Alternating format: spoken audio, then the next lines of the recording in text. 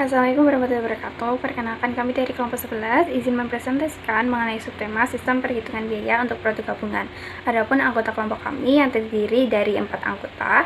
Yang pertama saya sendiri, yaitu Laila Febrianti dengan NIM 205211290. Lalu ada Dina Tiara dengan NIM 205211303. Berikutnya yang ketiga ada Luki Rahmawati dengan NIM 205211312. Lalu yang terakhir atau anggota keempat ada Nur Gemilang Sejati dengan NIM 205211315. Lalu berikutnya untuk pembahasan yang pertama, yaitu ada pengertian dari produk gabungan. Produk gabungan diproduksi secara bersamaan melalui proses atau saran terhadap proses umum, di mana setiap produk yang dihasilkan memiliki lebih dari nilai nominal dalam bentuk sesuai hasil pemrosesan tersebut. Produksi bersifat simultan karena proses produksi menghasilkan seluruh produk tanpa dapat dihindari. Lalu yang berikutnya ada biaya gabungan dan titik pemisah. Biaya gabungan terjadi sebelum titik pisah batas. Biaya gabungan terdiri dalam bentuk satu jumlah total biaya yang tidak dapat dibagi untuk semua produk yang dihasilkan dan bukannya berasal dari penjumlahan biaya individual masing-masing produk. Total biaya produksi dari beragam produk melibatkan biaya gabungan maupun biaya produksi produk individual yang terpisah. Dalam produk bersama dikenal istilah spill off point adalah saat di mana produk-produk tersebut dapat diidentifikasikan atau dipisah ke masing-masing produk secara individual.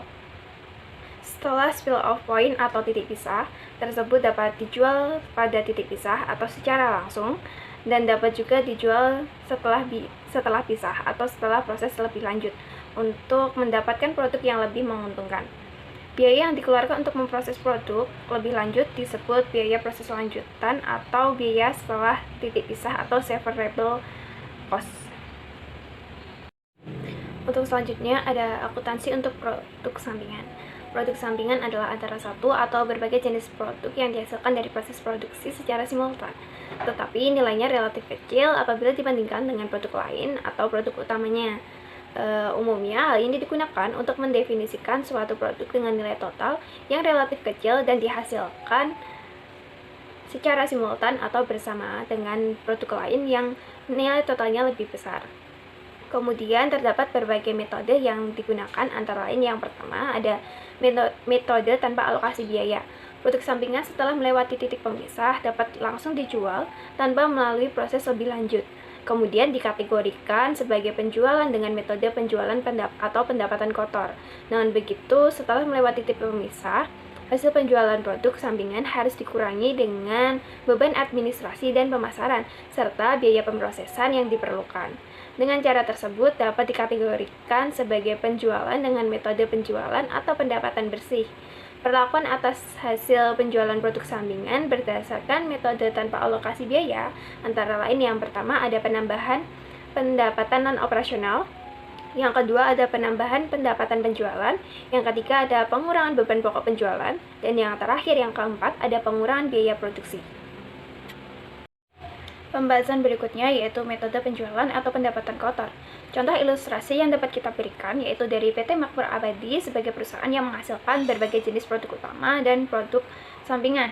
Informasi biaya gabungan untuk bulan Agustus 2010 sebagai berikut. Yang pertama ada total biaya produksi dengan 20.000 unit menghasilkan 40 juta rupiah. Lalu berikutnya ada penjualan produk lama dengan 15.000 unit dengan harga per unit senilai 3.000 rupiah dengan total 45 juta rupiah. Lalu berikutnya ada penjualan produk sampingan dengan senilai 3.500.000. Selanjutnya ada beban administrasi dan pemasaran atau produk utama senilai 4.250.000. Untuk yang terakhir yaitu persediaan akhir dengan 5.000 unit dengan harga per unit senilai 2.000 rupiah dengan total 10 juta rupiah. Lalu berikutnya ada penjualan produk sampingan sebagai penambah pendapatan non-operasional. Digunakan apabila nilai penjualan produk sampingan relatif kecil dan tidak memerlukan adanya pencatatan atas persediaan produk samping. Hasil penjualan produk sampingan senilai 3.500.000 dapat diperlukan sebagai pendapatan non-operasional. Berikut jurnal dibuat Departemen Akuntansi untuk mencatat penjualan produk sampingan sebagai penambah pendapatan. Lalu yang pertama ada tanggal atau bulan Agustus dengan nama, akun atau keterangan. Yang pertama yaitu kas atau piutang usaha dengan bertempat di debit berupa senilai 3.500.000. Kemudian yang kedua yaitu pendapatan non operasional bertempat di kredit senilai 3.500.000 dengan keterangan yaitu penjualan produk sampingan sebagai penambah pendapatan non operasional. Selanjutnya ada penjualan, yaitu penjualan produk utama dengan 15.000 dikali dengan 3.000 rupiah menghasilkan total 45 juta. Selanjutnya ada beban pokok penjualan. Yang pertama yaitu biaya produksi dengan 20.000 dikali dengan 2.000 rupiah total 40 juta. Kemudian ada persediaan akhir dengan 5.000 unit dikali dengan 2.000 rupiah maka menghasilkan total 10 juta rupiah. Selanjutnya ditambah antara total biaya produksi dan persediaan akhir yaitu 30 juta rupiah. Kemudian dengan menghasilkan laba kotor dihasilkan dari penjualan produk utama dikurangi dengan beban pokok penjualan menghasilkan 15 juta rupiah. Lalu ada beban operasional. Yang pertama yaitu beban administrasi dan pemasaran atau produk utama senilai 4.250.000. Kemudian menghasilkan laba operasional yaitu 10.750.000 dihasilkan dari laba kotor ditambah dengan beban administrasi dan pemasaran dari produk utama. Selanjutnya ada pendapatan beban non operasional yaitu penjualan produk sampingan senilai 3.500.000. Lalu dapat didapatkan laba bersih senilai 14.250 dari hasil laba operasional ditambah dengan penjualan produk sampingan. Lalu berikutnya ada sedangkan ilustrasi terkait akuntansi atas persediaan produk samping dari PT Makmur Abadi yang memiliki persediaan produk samping dengan nilai terkisar sebesar 4.900.000 dari 12.250 unit dikali dengan 400 rupiah. Dari saldo persediaan produk sampingan tersebut telah terjual sebanyak 10.000 unit dengan harga jual 350 rupiah per unit di episode yang sama. Berikut jurnal dibuat Departemen Akuntansi untuk mencatat nilai persediaan produk sampingan tersebut.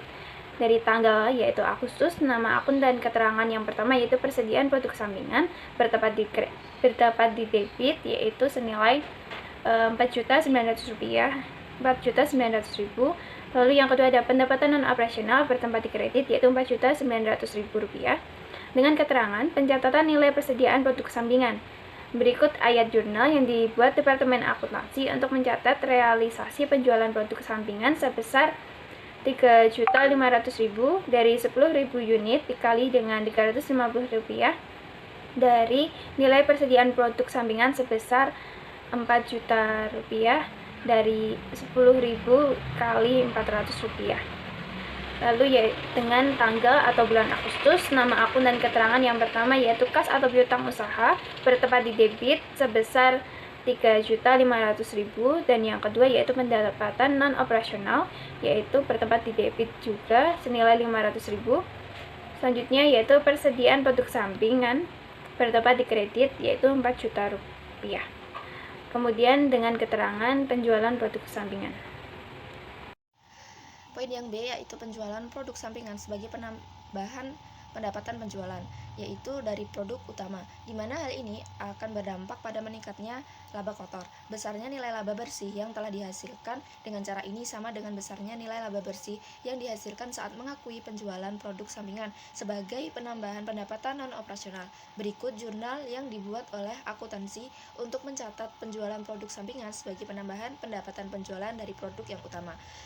Nama akunnya terdapat kas atau piutang usaha yang dimasukkan ke sisi debit dan pendapatan penjualan yang dimasukkan ke sisi kredit dengan ayat penjualan yaitu berupa di bawahnya, yaitu ada penjualan produk utama senilai 45 juta dan penjualan produk sampingan senilai 3.500 dan dijumlahkan menjadi 48.500. Itu sebagai penjualan bersihnya serta mendapatkan laba kotor yaitu dari beban pokok penjualan yaitu ada biaya produksi dan persediaan akhir yaitu senilai 40 juta dan dikurangi 10 juta menjadi 30 juta menjadikan laba kotornya 18.500.000.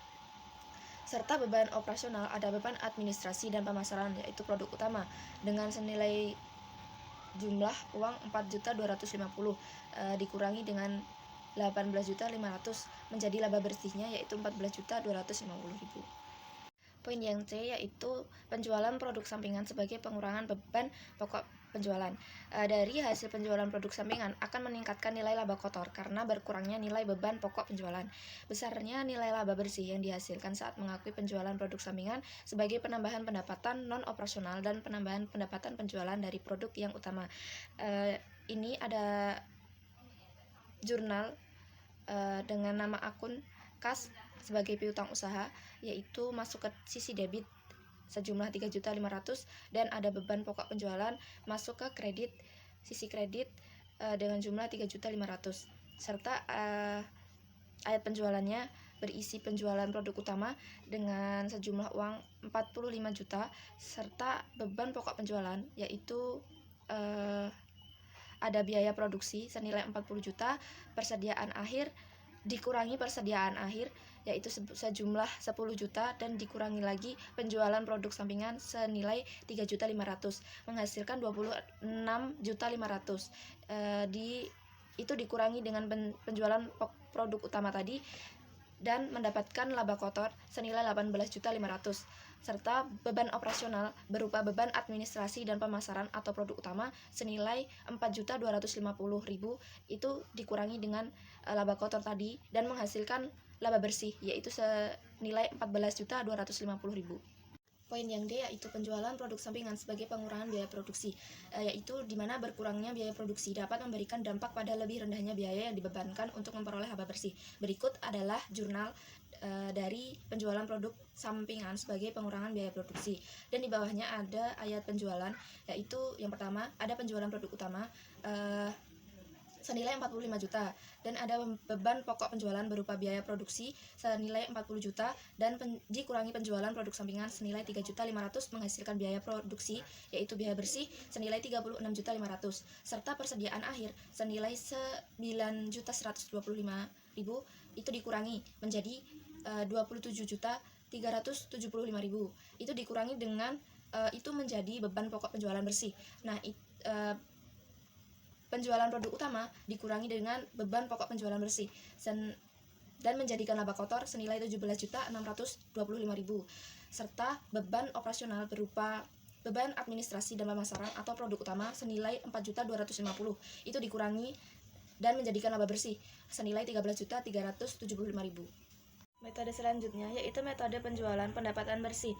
Kami mengambil contoh dari PT Makmur Abadi dengan informasi ada total biaya produksi, penjualan produk utama, beban administrasi dan pemasaran, persediaan akhir, hasil penjualan produk sampingan, beban administrasi dan pemasaran, biaya pemrosesan produk sampingan setelah titik pemisah. Sedangkan ayat jurnal menggunakan akun penjualan atau pendapatan produk sampingan, yang mana dalam akun tersebut menyertakan pembebanan biaya-biaya ke dalam unit produk sampingan setelah titik pemisah, termasuk diantaranya beban administrasi dan pemasaran. Ayat jurnal dengan metode ini juga dapat menggunakan akun persediaan produk sampingan. Berikutnya yaitu ayat penjualan. Nah, yang pertama itu ada penjualan produk utama senilai 45 juta dan ada beban pokok penjualan yaitu ada biaya produksi senilai 40 juta dikurangi dengan persediaan akhir yaitu senilai 10 juta rupiah itu dikurangi dan hasil dari beban pokok penjualan dikurangi dengan penjualan produk utama menghasilkan laba kotor senilai 15 juta serta ada beban operasional yaitu dengan nama akun beban administrasi dan pemasaran atau produk utama senilai 4.250.000 itu dikurangi dengan laba kotor tadi menghasilkan laba operasional yaitu senilai 10.750.000 dan ada pendapatan atau beban non operasional. Yang pertama itu ada produk sampingan, itu berupa penjualan produk sampingan senilai 4.750.000. Ada lagi pengurangan itu ada biaya pemrosesan produk sampingan senilai 3.350.000 dan beban administrasi dan pemasaran produk atau produk utama senilai 700.000 dan itu tadi dikurangi menjadikan penjualan produk sampingan atau total bersih senilai 3.700.000 dan laba bersihnya itu senilai 14.450.000. Yang kedua, metode dengan alokasi biaya. Metode ini dapat dikatakan pula sebagai produk sampingan memperoleh alokasi biaya dari biaya gabungan. Dengan metode ini, diperoleh alokasi biaya dari biaya gabungan sebelum dipisahkan dari produk utama. Biaya produk sampingan termasuk biaya gabungan yang dialokasikan untuk produk sampingan, ditambah biaya-biaya yang timbul untuk memproses lebih lanjut produk sampingan tersebut setelah titik pemisah apabila ada. Metode yang umumnya digunakan adalah metode biaya pengganti atau replacement cost dan metode harga pasar atau pembatalan biaya reversal cost. A. Metode biaya pengganti atau replacement cost umumnya digunakan oleh perusahaan yang hasil produk sampingannya digunakan sebagai bahan atau bahan penolong sejenis dari pemasok. Biaya yang digunakan sebagai dasar atau ukuran produk sampingan adalah sebesar negara beli atau biaya pengganti yang berlaku di pasar. Alokasi biaya gabungan ke dalam produk sampingnya dicatat dengan mengkredit akun produk dalam proses atau PDP dan menerbitkan produk sampingan besar harga pengurangan sebesar harga beli atau biaya pengganti yang berlaku di pasar untuk produk sampingan tersebut. B. Metode harga pasar atau pembatalan biaya reversal cost method mendapatkan alokasi biaya pada saat titik pemisah dengan melakukan estimasi harga jual produk sampingan terlebih dahulu. Metode ini disebut juga metode kerja mundur atau working backward. Ilustrasi terkait alokasi menggunakan metode harga pasar atau pembatalan biaya dari PT Karya Makmur. Alokasi biaya gabungan ke dalam produk sampingan pada saat titik pemisah diestimasi sebesar 120.000, dihitung dari harga estimasi harga jual sebesar 300.000, dikurangi dengan beberapa elemen seperti estimasi laba kotor sebesar 45.000, estimasi biaya produk setelah titik pemisah sebesar 35.000. Jika produk sampingan perlu diproses lebih lanjut untuk menjadi produk yang lebih sempurna sebelum dijual, maka terdapat tambahan biaya produksi untuk memproses produk sampingan tersebut sebesar 80.000, sehingga total biaya produk sampingan sebesar 200.000 diperoleh dari 120.000 ditambah 80.000. Dengan keterangan seperti di bawah ini, biaya bahan masuk ke produk utama sebesar 4 juta, biaya tenaga kerja sebesar 6 juta, biaya overhead pabrik sebesar 2 juta, dengan biaya total gabungan sebesar 12 juta. Alokasi biaya gabungan ke produk sampingan. Estimasi harga jual diperoleh dari 100 unit dikali 3.000 dengan total 300.000. Kemudian estimasi laba kotor sebesar 5% sebesar 45.000. Estimasi beban administrasi dan pemasaran sebesar 35.000. Estimasi biaya produk setelah titik pemisah sebesar 100.000. Kemudian totalnya 180.000. Kemudian alokasi biaya gabungan dalam titik produk sampingan sebesar 120.000 dengan diperoleh 300.000 dikurangi 180.000. Alokasi biaya gabungan ke dalam produk utama sebesar 11.880.000 diperoleh dari 12 juta dikurangi 120.000. Biaya produksi untuk memproses produk sampingan setengah titik pemisah sebesar 80.000 diperoleh dari estimasi laba kotor sebesar 5% dengan jumlah 45.000 ditambah estimasi beban administrasi dan pemasaran sebesar 35.000. Total biaya produk sampingan sebesar 200.000 diperoleh dari 120.000 ditambah 80.000. Jumlah unit 500 unit dan 7.500 unit. Biaya per unit dari produk sampingan sebesar 400 rupiah diperoleh dari 200.000 dibagi 500 unit. Kemudian biaya per unit dari produk utama sebesar 1.584 rupiah diperoleh dari 11.880.000 dibagi 7.500 unit. Yang selanjutnya, akuntansi untuk produk utama. Pada produk utama ini, di setiap produknya memiliki permasalahan terkait dengan pemasaran, harga jual, dan biaya produk yang berbeda-beda. Dengan berbagai permasalahan tersebut, maka pihak manajemen harus memberikan sebuah solusi terhadap kontribusi setiap jenis produk terhadap pendapatan perusahaan.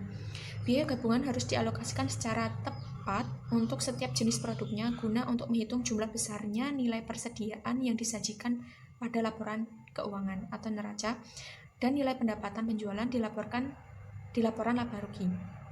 Dalam pengalokasian biaya tentunya harus menggunakan sebuah metode. Berikut metode-metode yang digunakan dalam pengalokasian biaya gabungan untuk setiap jenis produk dari produk utama. Yang pertama, metode harga pasar dan harga jual pasar hipotesis. Tingginya harga jual tergantung pada biaya yang dikeluarkan pada saat produksi berlangsung.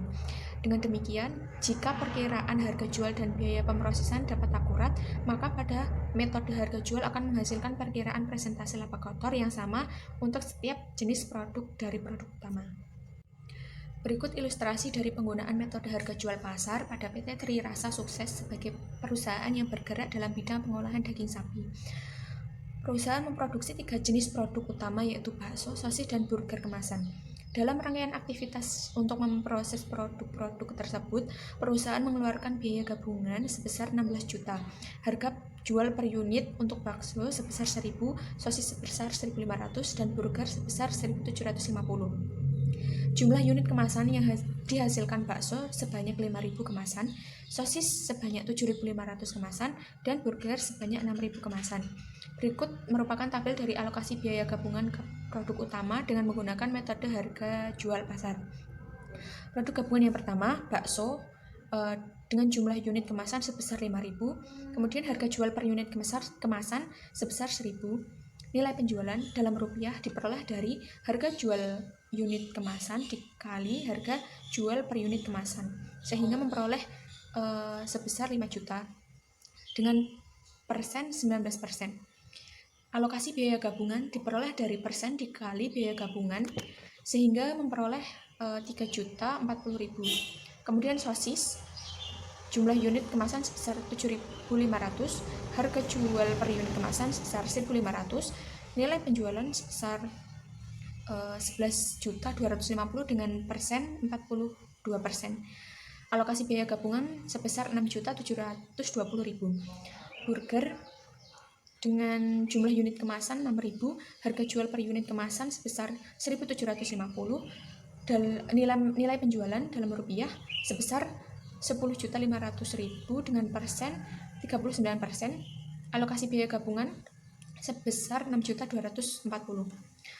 Jumlah unit kemasan sebesar 18.500, kemudian nilai penjualan dalam rupiah dengan total 26.750, persen dengan total 100%. Alokasi biaya gabungan total 16 juta. Kemudian biaya gabungan sebesar 16 juta dengan rincian produk bakso sebesar 3.040.000, biaya sosis 6.720.000, dan biaya burger 6.240.000. Nah, ketiga biaya produk ini termasuk harga jual pasar. Setelah pengalokasian biaya gabungan ke produk utama, selanjutnya terdapat perhitungan persentase laba kotor untuk setiap jenis produk dari produk utama. Yang pertama, produk bakso dengan keterangan jumlah unit kemasan sebesar sejumlah 5.000 unit, nilai penjualan sebesar 5 juta, beban pokok penjualan sebesar 3.040.000, laba kotor sebesar 1.960.000 dengan persentase 40,2%. Kemudian produk sosis dengan keterangan jumlah unit kemasan sebanyak 7.500 unit, nilai penjualan sebesar 11.250.000, beban pokok penjualan sebesar 6.720.000, laba kotor sebesar 4.530.000 dengan persentase 40,2%. Kemudian produk burger dengan keterangan jumlah unit kemasan 6.000 unit, nilai penjualan sebesar 10.500.000, beban pokok penjualan 6.240.000, laba kotor sebesar 4.260.000 dengan persentase 40,2%. Kemudian didapat jumlah unit kemasan dari ketiga produk tersebut sebesar 18.500 unit. Kemudian nilai pokok penjualan dari ketiga produk 26.750.000, beban pokok penjualan sebesar 16 juta, laba kotor sebesar 10.750 dengan persentase 40,2%. Metode harga jual pasar hipotesis bisa digunakan untuk pembagian biaya gabungan ke produk utama setelah titik pemisah. Metode ini dilakukan dengan metode kerja mundur, yaitu nilai estimasi penjualan dari harga setelah pemrosesan lebih lanjut dikurangi tambahan biaya pemrosesan yang diperlukan. Berikut merupakan ilustrasi dari penggunaan metode harga jual pasar hipotesis untuk PT Selera Nusantara sebagai perusahaan pembuat bumbu-bumbu dapur dalam kemasan botol. Perusahaan memproduksi 3 jenis produk utama yaitu bumbu kare, bumbu rendang, dan bumbu gulai. Dalam rangkaian aktivitas untuk pemrosesan produk-produk tersebut, perusahaan mengeluarkan biaya gabungan sebesar 600.000. Bahan baku dari produk gabungan tersebut adalah bumbu-bumbu dasar pokok yang masih memerlukan proses lebih lanjut untuk menghasilkan produk-produk utama seperti bumbu kare, bumbu rendang, dan bumbu gulai, sebelum akhirnya dapat dijual. Setiap produk utama memerlukan tambahan bumbu-bumbu khusus. Tambahan biaya untuk memproses bumbu kare, bumbu rendang, dan bumbu gulai sebesar 100.000, 125.000, dan 150.000. Harga jual per botol kemasan untuk bumbu kare sebesar 500, bumbu rendang sebesar 450, dan bumbu gulai sebesar 600. Jumlah masing-masing produk yang dihasilkan setiap produk utama adalah 1.000 botol, 1.250 botol, dan 750 botol. Berikut ini tabel dari alokasi biaya gabungan ke dalam produk utama menggunakan metode harga jual pasar hipotesis. Oke, sekarang kita masuk dalam tabel pengerjaannya. Yang pertama terdapat produk kare yang berjumlah 1.000 botol dengan harga jual per botol yaitu Rp500. Nilai jualnya didapat dari jumlah produk dikali dengan harga jual per botolnya, yaitu didapat 500.000. Lalu tambahan biaya yang dikeluarkan yaitu 100.000. Lalu selanjutnya harga jual hipotesis dalam rupiah yaitu 400.000 yang didapat dari nilai penjualan kare yang dikurangi dengan tambahan biayanya. Lalu yang selanjutnya presentase dari harga jual hipotesisnya yaitu 35,2%. Lalu yang selanjutnya alokasi biaya gabungan. Alokasi biaya gabungan didapat dari presentase harga jual hipotesis dikalikan dengan biaya gabungan yang diperoleh sebesar Rp211.200. Lalu yang kedua terdapat produk rendang dengan jumlah produk 1.250 dengan harga jual per botol yaitu Rp450. Nilai penjualannya yaitu jumlah produk dikalikan harga jual per botol tadi diperoleh dengan jumlah Rp562.500. Lalu tambahan biaya untuk proses produksi rendang yaitu sebesar Rp125.000. Lalu yang selanjutnya harga jual pasar hipotesis yaitu diperoleh Rp437.500. Lalu presentasenya diperoleh 38,4%. Lalu alokasi biaya gabungannya yaitu terdapat Rp230.400. Lalu yang ketiga terdapat produk gulai dengan jumlah produk yaitu 750 produk. Lalu harga jual per botol yaitu Rp600. Nilai penjualannya didapat sebesar Rp450.000. Lalu tambahan biayanya sebesar Rp150.000. Harga jual hipotesis diperoleh sebesar Rp300.000. Lalu presentasenya diperoleh sebesar 26,4%. Alokasi biaya gabungannya diperoleh sebesar Rp158.400. Lalu yang selanjutnya kita masuk pada metode biaya rata-rata per unit. Metode ini hanya dapat digunakan apabila produk utama yang dihasilkan memiliki ukuran satuan unit yang sama. Berikut ilustrasi dari penggunaan metode biaya rata-rata per unit. Untuk PT Sukses Makmur, sebagai perusahaan pengrajin kayu yang memproses kayu gelondong menjadi kayu balok. Proses produksi menghasilkan 3 jenis kayu yaitu kayu balok kategori 1, kayu balok kategori 2, dan kayu balok kategori 3, yang mana masing-masing kayu berjumlah masing-masing yaitu 5.000 meter kubik, 7.000 meter kubik, dan 6.000 meter kubik. Dalam proses tersebut, perusahaan mengeluarkan biaya gabungan sebesar Rp45 juta.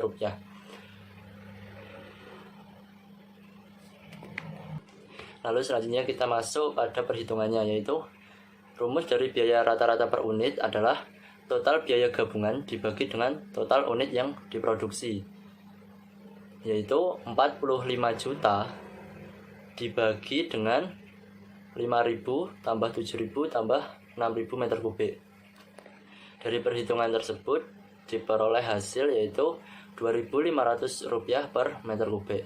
Lalu selanjutnya yaitu tabel alokasi biaya dari metode biaya rata-rata per unit, yaitu yang pertama yaitu terdapat produk kayu balok kategori 1 yang mana jumlah produknya 5.000 meter kubik. Lalu alokasi biayanya yaitu diperoleh dari jumlah produk dikali biaya rata-rata per unit yang tadi Rp2.500 per meter kubik.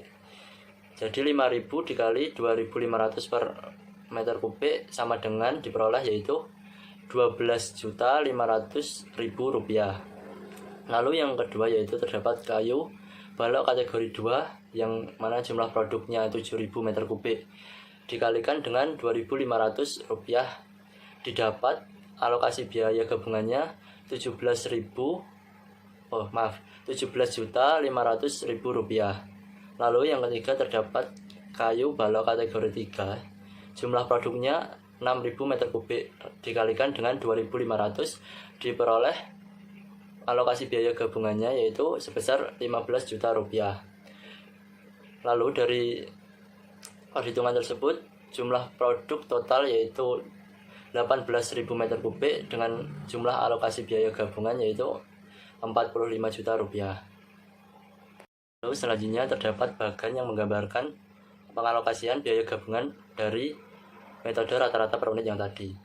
Biaya gabungan sebesar 45 juta tersebut terdiri dari kayu balok kategori 1 sebesar Rp12.500, lalu kayu balok kategori 2 sebesar Rp17.500 dan kayu balok kategori 3 sebesar Rp15 juta. Lalu selanjutnya kita masuk pada metode biaya rata-rata tertimbang. Yang mendasari dari penggunaan metode ini adalah jumlah unit yang dihasilkan dikalikan dengan angka penimbang. Angka penimbang ini diberikan dengan tujuan pengalokasian biaya dapat adil dan teliti karena jenis dan harga pasar produk yang dihasilkan memiliki perbedaan yang cukup signifikan. Penentuan angka penimbang dapat didasarkan pada satuan unit, tingkat kesulitan, waktu yang diperlukan, tipe tenaga yang dipekerjakan, jumlah bahan baku yang digunakan, dan lain-lain. Berikut merupakan ilustrasi dari penggunaan metode rata-rata tertimbang dari PT Inti Mineral Sukses sebagai perusahaan tambang mineral yang memproduksi beberapa jenis produk dengan karakteristik yang berbeda, yaitu emas, perak, dan tembaga. Jumlah produk yang dihasilkan dari masing-masing produk sebesar yaitu 500 ons, 1000 ons, dan 1500 ons. Karena jenis produk yang dihasilkan berbeda, maka angka penimbang yang digunakan masing-masing sebesar 6, 2, dan 2. Biaya produksi yang dikeluarkan perusahaan untuk membuat ketiga jenis produk tersebut yaitu sebesar 50 juta. Lalu selanjutnya kita masuk pada tabel perhitungan dari metode biaya rata-rata tertimbang. Yang pertama yaitu produk emas. Jumlah produknya yaitu sebesar 500 ons dan angka penimbangnya sebesar 6.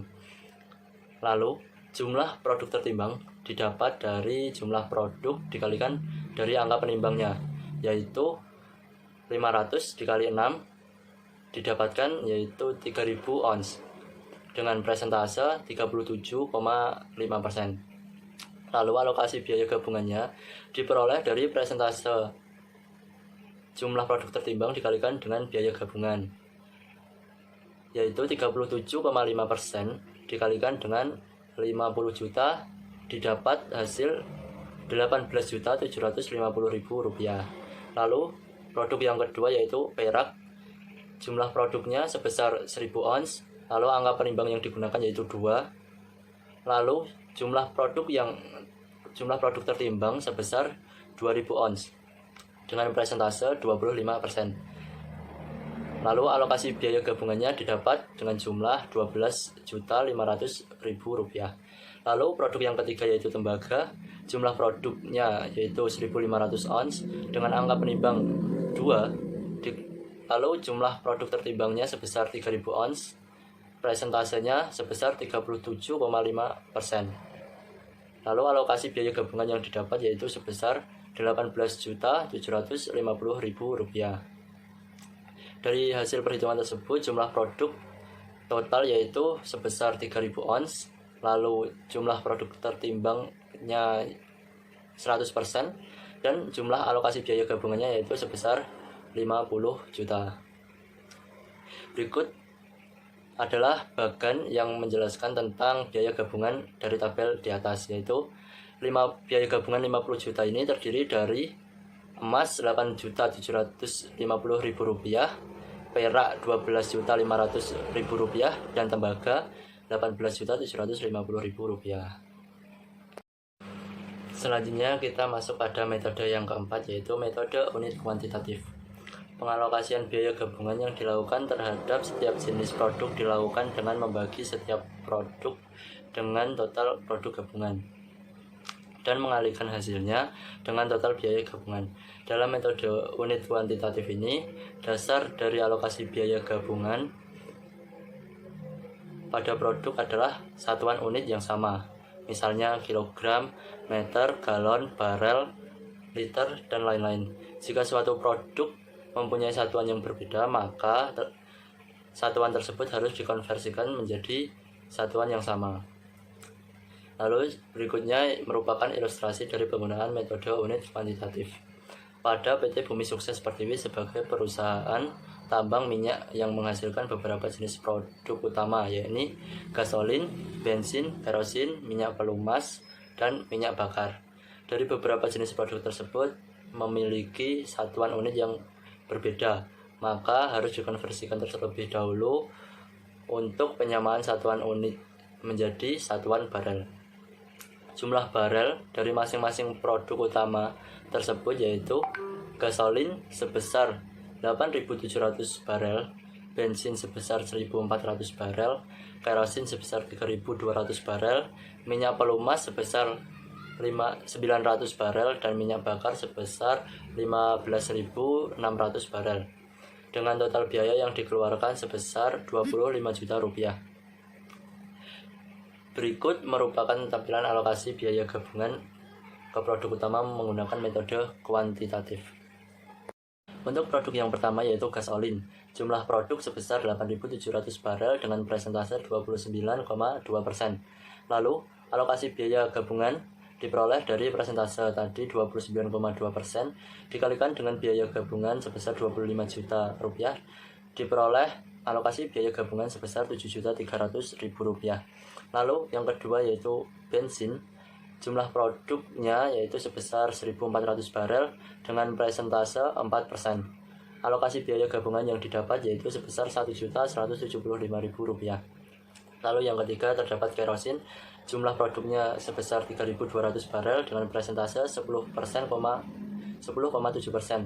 Dengan alokasi biaya gabungan yang didapat yaitu Rp2.675.000. Lalu yang keempat terdapat minyak pelumas dengan jumlah produk 900 barel dengan presentase 3%. Alokasi biaya gabungan diperoleh sebesar Rp750.000.